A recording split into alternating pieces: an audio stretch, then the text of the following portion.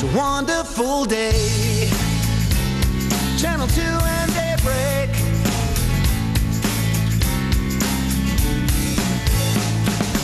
This morning, it's all about onions. They add layers of flavor to recipes for everything from breakfast casseroles to holiday barbecues, one of my favorites. So what's the best way to cook with onions? The onion diva, Kim Redden from the National Onion Association, is here with more. We know you've got lots of good information. I didn't know there was an onion association. There is. Okay. There is. Well, let's get right to it. What are some of the health benefits of onions? Onions are really high in vitamin C. Great source of fiber. Great. And, you know, other than the nutritional values, we're finding that there's phytochemicals in onions that are wonderful for heart health.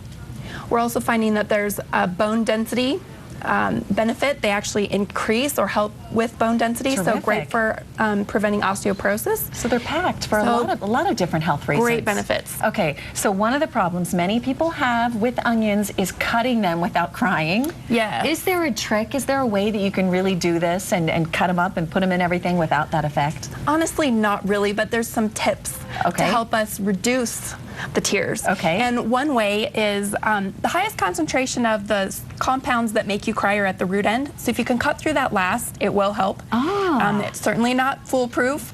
And then chilling an onion about 30 minutes before you cut it also helps slow down that chemical reaction. And then when you chop it, just use a really sharp knife. It's important to use a good knife. Okay, so go ahead. Let me see you do it. And what we're going to do here is, for grilling, something that's really great is when you're grilling wedges like we have today, if you'll just leave the root end intact. We've actually peeled this already. Okay.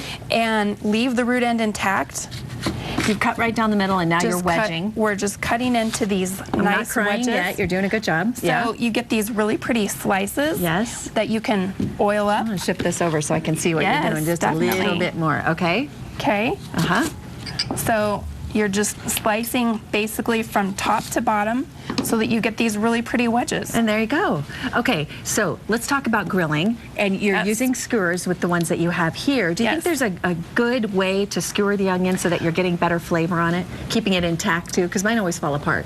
Cut them thick. Okay. And then the way I did it was, especially with these, I put them on this way. So skewer down through all the way, which was a lot easier than trying to thread them laying down vertically. I'm going to put it right up here so everybody can see it like that. And did you put anything on them before you threw them on the grill? A little oil or anything? a little oil. The wedges that are over here. Look at this. Yeah, those are yummy. Those look really good. Okay. Good tips on that. Let's throw together some salsa. Let's put some salsa together. So what we did is we grilled on those skewers. We chopped them up. We're going to add them right in here, and for some reason I forgot my... That's okay, go for it. Nothing wrong with the hands there.